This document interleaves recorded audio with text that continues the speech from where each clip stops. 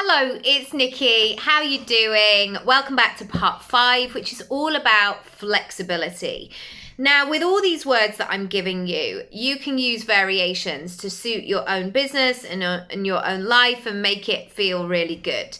So here's what I want to talk about here. Flexibility.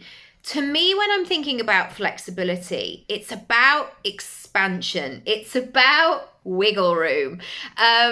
And when I know I've got flexibility in my calendar, in my life, in possibilities, everything just seems to feel a lot better when I feel that moment. And we all feel like this sometimes because, life just happens. Sometimes there are moments where it's like, I've got to get there. I'm on a schedule. This is really tight for time. There's no wiggle room. I've just got to nail it. And goodness me, let's hope everything goes to plan.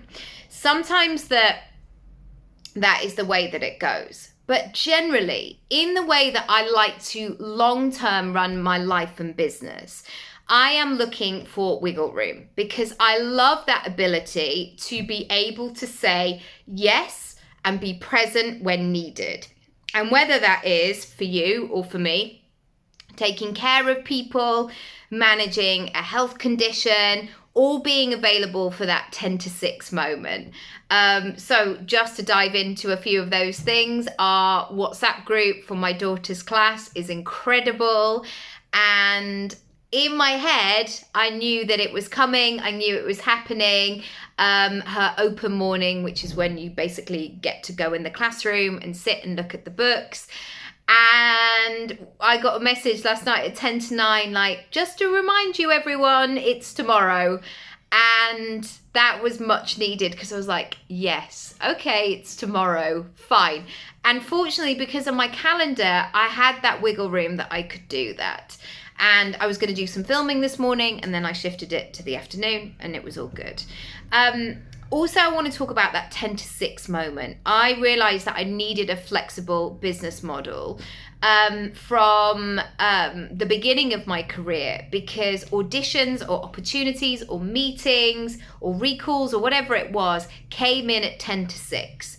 And so I've only had one job where essentially I've had a boss. I worked in Miss Selfridge, which is connected to the big top shop in Oxford Circus.